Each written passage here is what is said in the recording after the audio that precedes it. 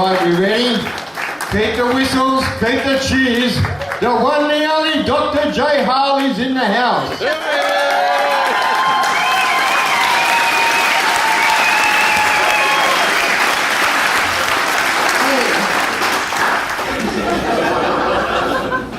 I don't know, I can't see you at all, but I don't know whether you can tell I've got things written on my hand. Dot points. At my age, I can't rely on my memory. There are 3 things that are a sign of aging.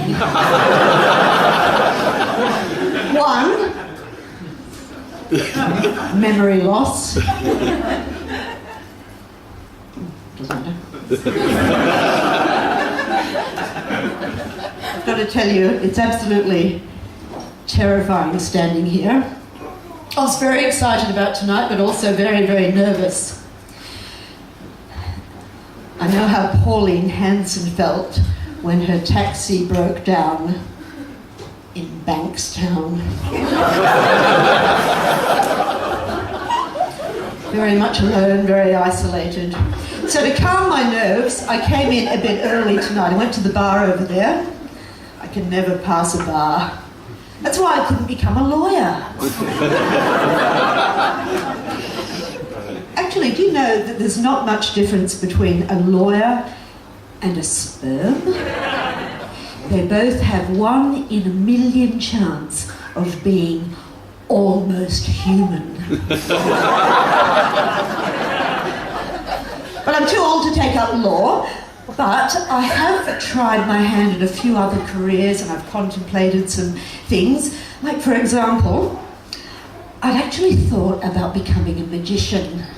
Because my sister and I, we come from a family of, well, failed magicians. Now I've got 2 half-sisters. Do I really need to explain that?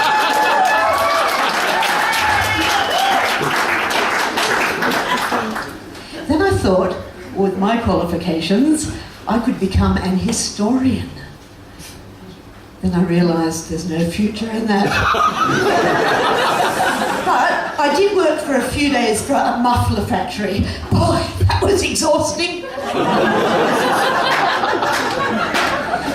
The other week I went for an audition for a TV commercial for an 85-year-old. 85. I was so upset, I got it. KFC grannies, just in case you see it.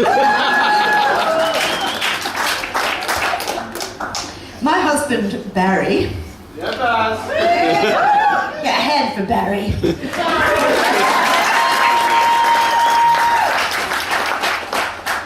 He's 10 years older than me. He's already reached that milestone, 70. But the poor love, I feel for him because he has suffered really a lot with his health. He's had a massive heart attack. He's got uncontrollable diabetes. His lungs have collapsed. He's had a stroke and he's had so many life-threatening operations. Like, it's a wonder he's still with us. But, you know, through it all, he's kept this amazing sense of humour. Unbelievable. Like, for example, the other day he comes to me and says, "Hey, darling, you know what really kills me?" Apparently nothing.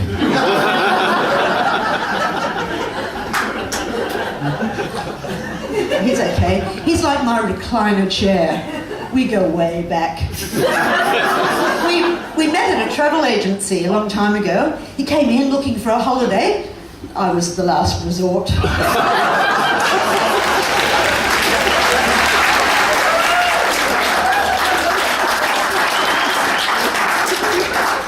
Isn't it cold at the moment? July, it's freezing. Last night I accidentally plugged my electric blanket into the toaster.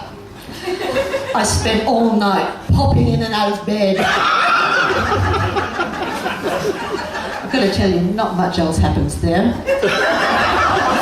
I said to Barry the other night, "Hey, darling, what about we go upstairs and to make love. And he looked at me really earnestly. Oh, I can't do both. So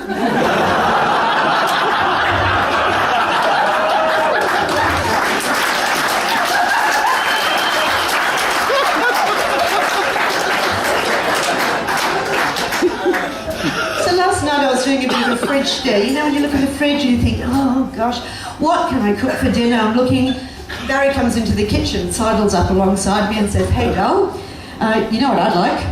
I went, yes dear. I'd like a quickie. And I go, yes! You beauty, finally! It's pronounced quiche.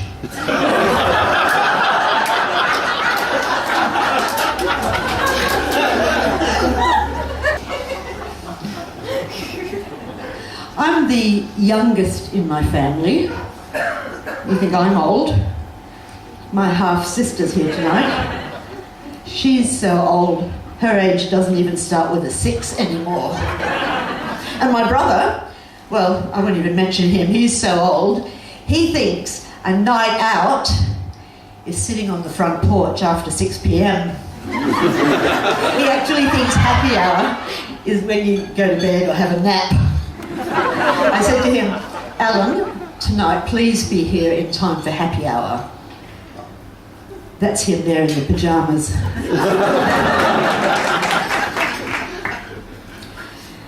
And what about all this political correctness? Don't you hate it? You can't say anything anymore. And feminists, oh. All they do is complain about women being objectified. At my age, that's what we want. This is a true story. The other night, I had to go and pick up my daughter Georgia and her boyfriend Nick from Parramatta Station. It was late, they'd been to a concert. I'm driving down the Great Western Highway. Not another car on the road, it was midnight, it was quiet. And suddenly, my car is lit up with these blue and red flashing lights. I tilted the mirror, it was blinding. I kept on going and for another mile or so, and there's flash, flash, flash. I thought, what on earth? I hate tailgating. Then all of a sudden, ee-yaw, ee-yaw, ee-yaw, ee-yaw. And I thought, oh, what is going on here? Can't they pass me? There's 4 lanes they can get round. So I wound my window down. Wave, come on, like this, go past. There's plenty of room, go past. Now, so I thought, oh, this is really annoying me. I can't see with the lights. So I thought I'll go into the left lane. And sure enough, they followed me, didn't they? So I stop. Meanwhile, 2 other highway patrol cars arrive. One does an illegal semi-turn around the lights and pulls over, comes to a screeching halt. 6 officers get out of their car. So I got out of my car. What is your problem? It turns out I was driving an unregistered and uninsured car. I said, but officer, there's got to be some mistake. Like, I know my husband paid these bills. I saw him at his computer last week. These bills have been paid, there's an error. So after 10 minutes of this kind of bantering backwards and forwards, 4 of the officers thought, okay, they went off, and 2 stayed. And one of the young officers said to me, look, madam, I actually believe you. I think that the RTA has made a mistake. Obviously a computer glitch. I apologise. We won't give you the $600 fine, but you'll have to leave your car here. You can't drive it until the issue is resolved. So I'm still 3 miles out of Parramatta. Georgia would have wondered what on earth had happened to me. So the young officer said, look, we'll drive you to Parramatta, which is great. So I jumped in the back. Well, you should have seen the look on George's face when the paddy wagon pulled up at the station. The young officer gets out the front with his keys, unlocks the cage, and I step out resplendent in my dressing gown and fluffy slippers. Chappelle called me, eat your heart out. That's a true story. But because of that, I've become really paranoid.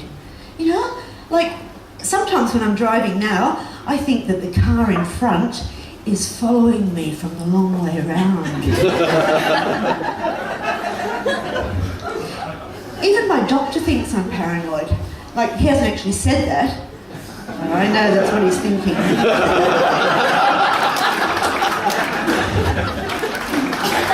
My son Jordan, he's come all the way from Murwillumbah to be here tonight.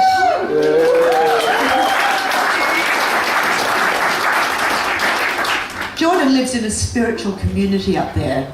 He's got a spiritual name, he wears spiritual clothes, and he spends his time doing spiritual meditation, like 24/7, it's meditating. A friend of mine said to me the other day, "Oh, how's Jordan getting on? Is he still unemployed?" I said, no. He's doing meditation now. She said, "Oh, well, what does that involve?" I said, "I don't know, but it beats sitting around doing nothing all day." So, at my ripe old age, I made this agonizing decision to try stand-up comedy. I have no idea why. I think of some of the greats. I think of Rob McHugh, Wendy Harmer. Now these are names, these are big names in Australian comedic culture. They've been around forever, for decades. It's so established.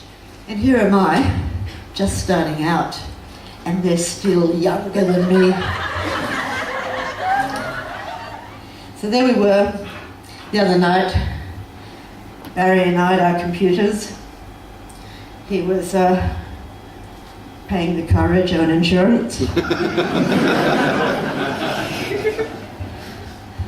I was having a sip of coffee while I was working, and all of a sudden, oh,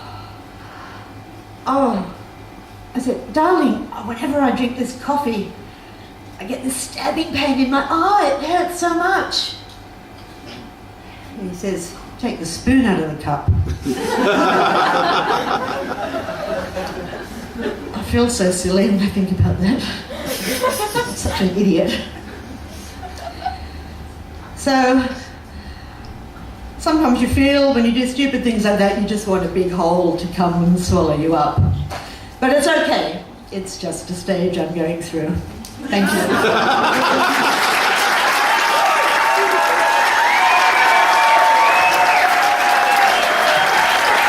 Dr. J.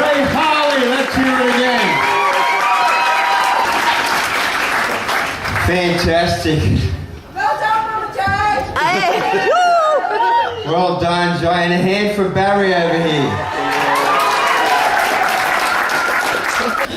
Okay, we ready?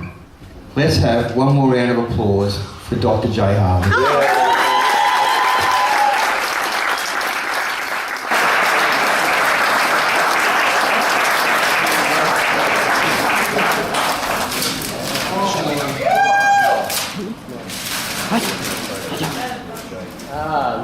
Yeah.